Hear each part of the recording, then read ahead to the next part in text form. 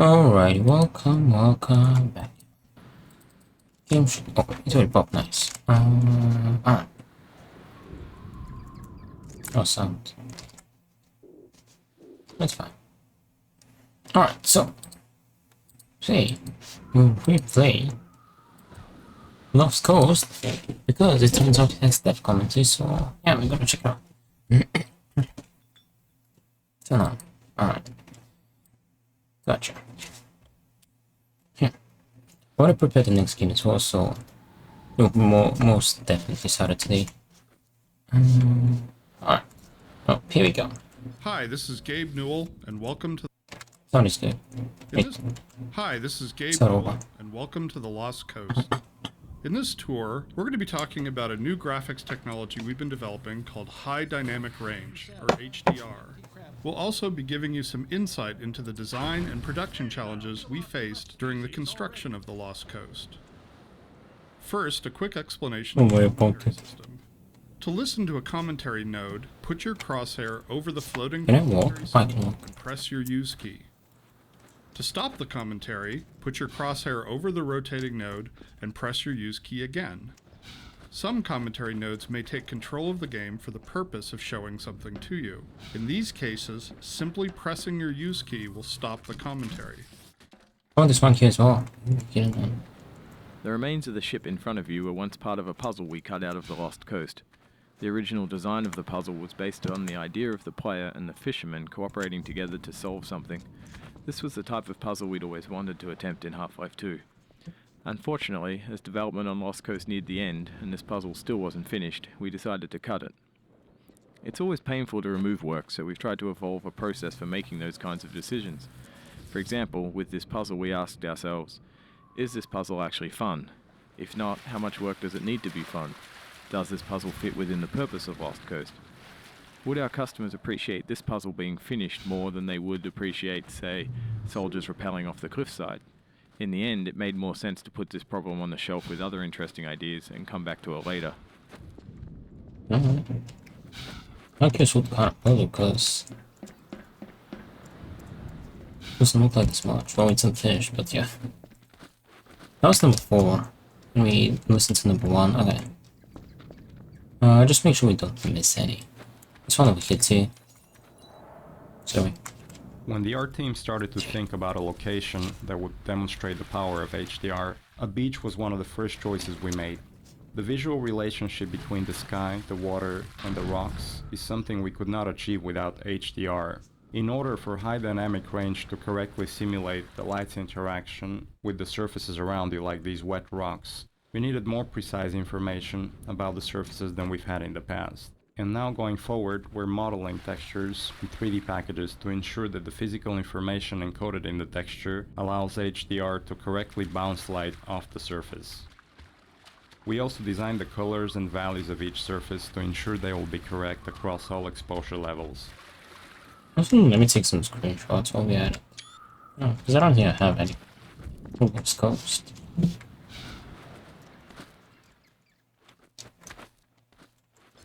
Where's that?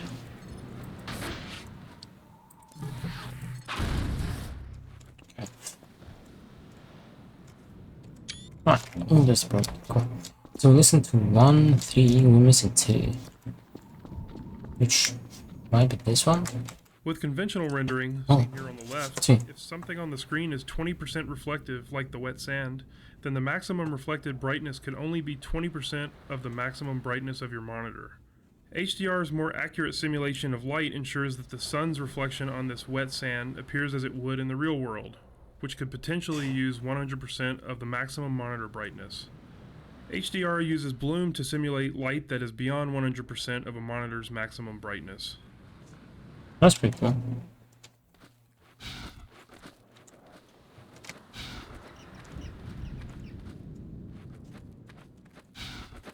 That's cool. Hello there. Hey, you there? Wait a minute now, aren't you? You are. I listened to it in a second after I stopped talking. Fishman, am I right? You must be here to take on the Combine. Not sure what one man can do, but Oh, there it's gonna Reason I rain. said It's gonna be a at storm. a time like this. I'll take you to where they made their base, or as far as I can, at any rate. Alright, let's just. The process of building characters in Half-Life 2 taught us many things. By the end, we believed we'd figured out a more effective process for designing and constructing characters. This fisherman is the first character we built using that process. Design-wise, the fisherman was focused on showcasing HDR and the way light falls on human skin.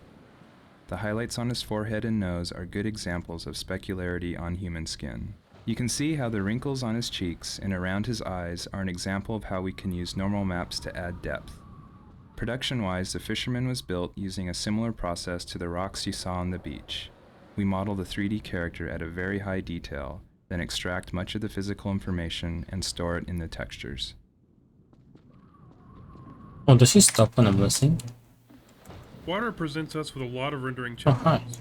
In fact, we have to render the scene 3 times. Once for the refraction of what's under the water, once for the reflection of everything above the water, and once from the player's view. You can see the reflection and refraction scenes in the 2 small windows on screen. In the refraction, we calculate per pixel how much water you're looking through to do a volumetric underwater fog to simulate particulate matter. For our full HDR solution, we had to go through the entire engine and modify every bit of code that calculated light and color. For example, these water reflection and refraction renderings had to be improved to support the full range of contrast values. Here, now, let That's me cool. just unlock this gate for you.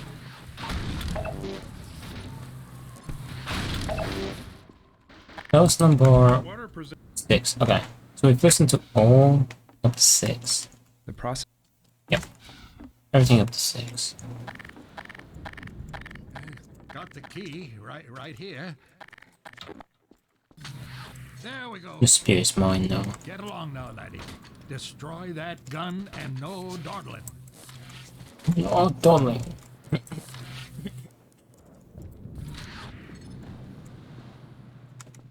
Hurry, lad. Get up the path. Hurry, lad. Alright, I'm going.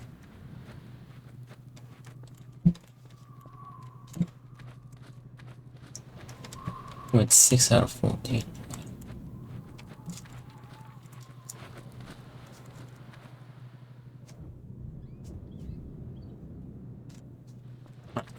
Let's go. Oops. Oh, my spear.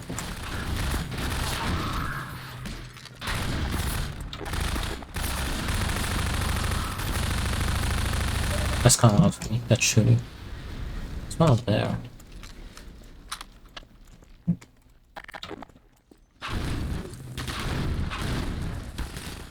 Hello?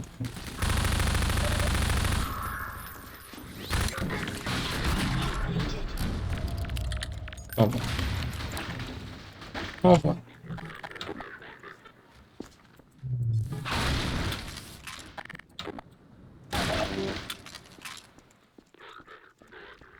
Yeah, I hear them. There's one over there.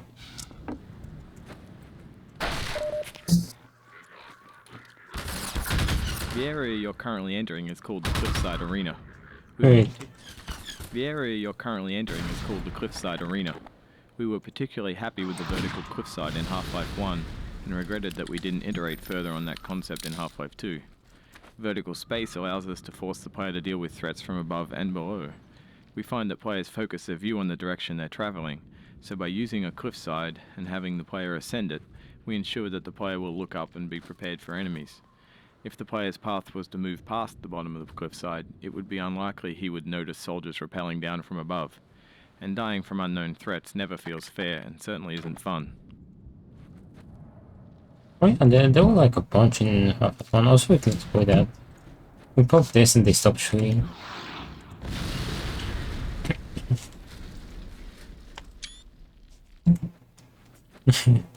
Yeah, but in Half-Life 1 they were like, especially in Zen, I remember they were like the full one.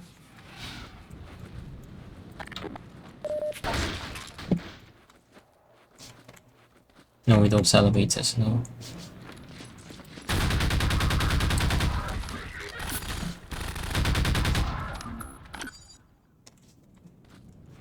Okay.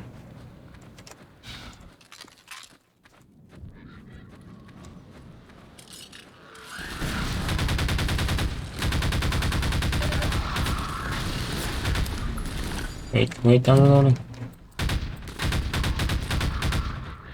There's one more. Oh, this.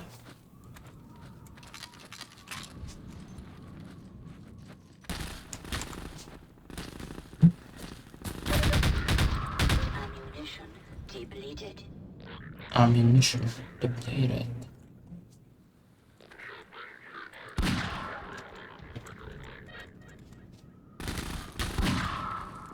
Careful.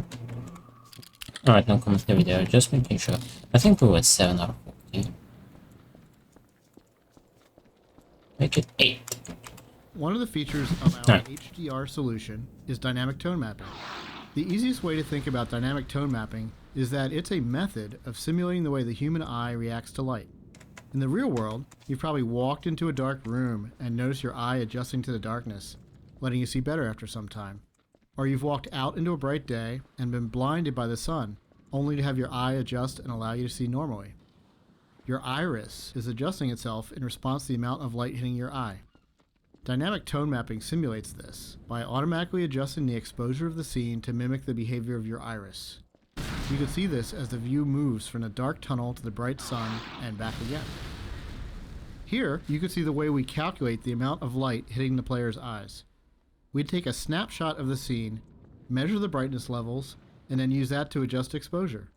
We consider light at the center of the screen more important than at the edges, to better simulate the geometry of the eye. That's pretty cool. Yeah, that's pretty cool. That's actually the first, like, we've done several commentaries for it, right? This is the first one that has, like demos. Now I finished the Cryophil dev commentary. Hopefully we get to Cryophil, so it's okay. The courtyard in front of you is Oh, that's it, that's an arena. Arenas are built to hold the player for a period of time and usually contain combat or some other challenge. They often have multiple entry points for enemies, along with a gate of some kind to prevent the player moving on until the challenge has been completed. In this case, the arena is free of enemies until the player solves a puzzle and triggers an alarm. This is a method that allows the player to explore the arena and get a sense of its space before being forced to fight in it. It adds a sense of uneasiness to the player who's expecting to be attacked now that they've reached the goal set for them at the start of the map. The break in the action here is also a crucial part of the level's pacing. It allows the player to recover and explore the world a little after being attacked on the way up the cliffside.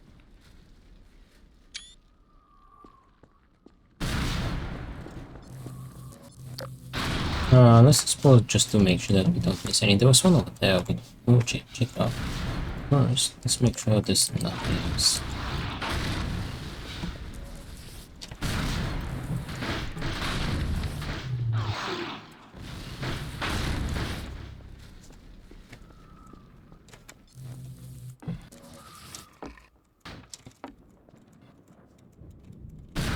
Careful. What happens if we jump down there? I'll probably die. I'll probably die. Hello. The source engine supports a wide variety of shaders. The refraction shader on the window here requires us to copy the scene to a texture, refract it, and then apply it to the window surface. To fully support HDR, every shader in the engine needed to be updated. So this refraction shader was improved to support the full range of contrast. If you viewed the sun through this window, it would be refracted correctly. Let's check.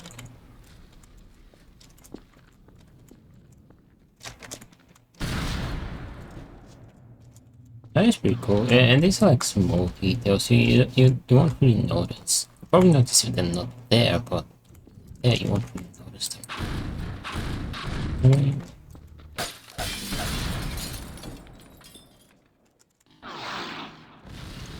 Eight. Can't walk, can I? No. You can crouch. I'm trying to make a comparison. Right. We wanted to transition from a bright, wide open space into a tighter, closed one to showcase HDR's dynamic tone mapping. We also like to focus on contrasting elements in our settings, like ancient human architecture, and futuristic combine technology. A monastery fit these requirements perfectly. Monasteries are generally isolated, unlit, and built ages ago. They provide a great backdrop for the contrasting combine technology. When we build fictional settings, we try to ground them by basing them off a real-world location. We use this location as a design constraint that forces a logical consistency behind the art choices.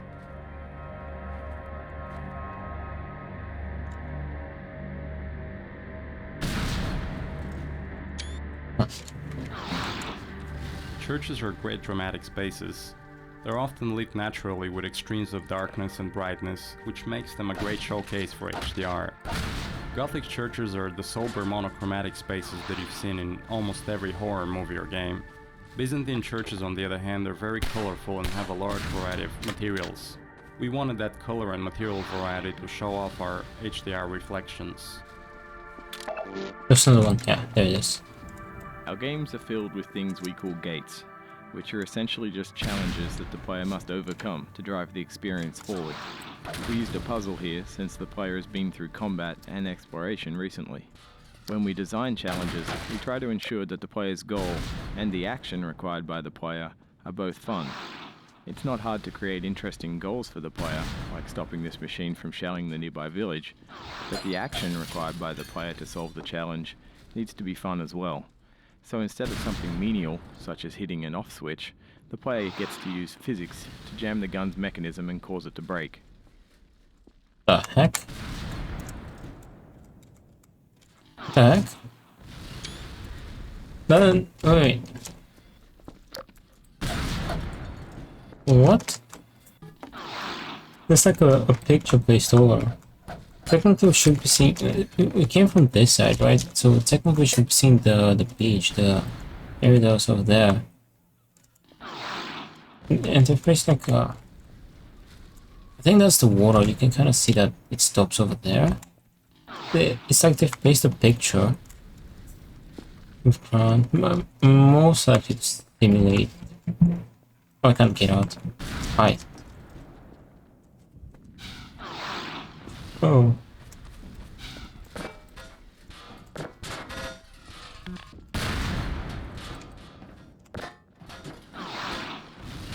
Bonk.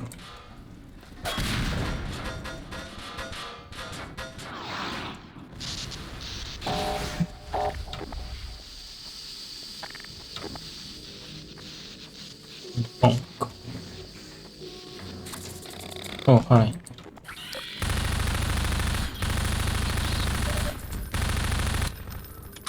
Oh, not happy.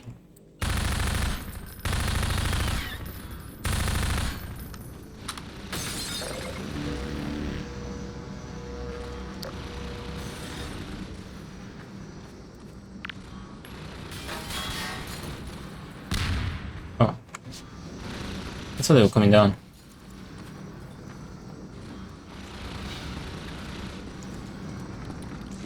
Oh, yeah.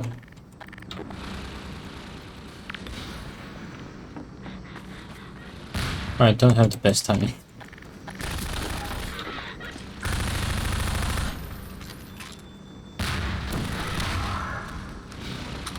Alright, I want to check something over here. Yeah, you see? Oops. Wait, I mean, I'm outside. You see? You see it only from that point of view. Stop it. You see this only from that point of view. We don't see it from this side. Like, look at this, and look at this. Yeah.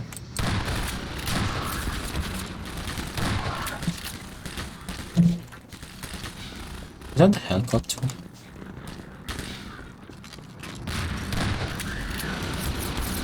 That is a helicopter now.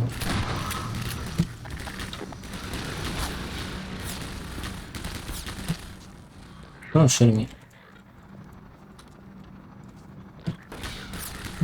I think we're missing one death commentary, by the way.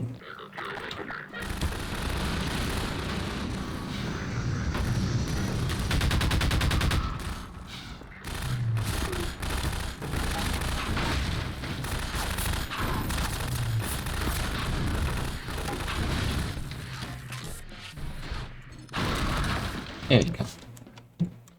Oh, there it is, the final one. This marks the end of the Lost Coast tour. This has been an experiment on our part to see if our community would find it interesting to learn more about our development. Oh, we're cheating. As always, we're interested in your feedback. I can be reached at gaben, Gaben, at valvesoftware.com. If people like this, we'll keep producing this kind of content for all of our games going forward. Then female Thanks loves for like listening. contacting. That's cool. This marks the end of the Lost Coast tour. This has been an experiment on our part to see if our community would find it interesting. Oh, that's pretty cool that you can just stop time. As always, we're interested in your feedback. I can be reached at Oops. Gaben, Gaben, at That's cool. valvesoftware.com. If people like this, we'll keep producing this kind of content for all of our games going forward. Wait, I want to test something. Thanks for listening. This marks the end of the Lost Coast tour. This has Oh. been an experiment on our part to see if our community would find We can just keep it there permanently blowing up state. As always, we're interested in your feedback. I can be reached at Gaben, Gaben, at valvesoftware.com. If people like this, we'll keep producing this kind of content for Alright, let him fall. He's earned his eternal This rest. marks the end of the Lost Coast tour. This Oh, has it's no longer an NPC, it's just a corpse now. Oh, that's pretty cool. Alright. Well, let's just finish this, that's all. That was the final one, right? Yeah, he said it. 40 out of 40. Just don't just leave it hanging like that, you know.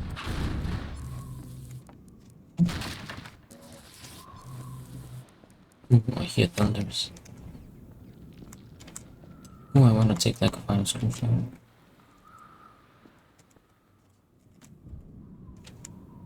Yeah, well, we were seeing that, like this, but they placed over this area as well.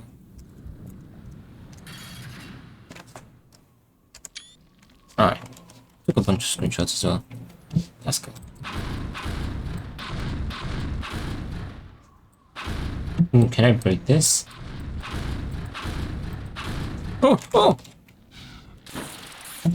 Oh! No! Did it, lad? No! Come on with me to St. Olga. Oh no! I broke the game. I hope you like leeches. Hey, where you going? You're getting fuzzy around the edges. Well, Oh, I broke the game. places to be. I broke the game. Nice knowing ya. Nice knowing you. Alright, that was it. Video stress test. No thanks. Alright. Now, let's switch to the main game. Alright, I need to change the category and that also. Make sure it's ready. Did it download it? Yeah, I did. Alright. 1 second so I can change the category and we'll go.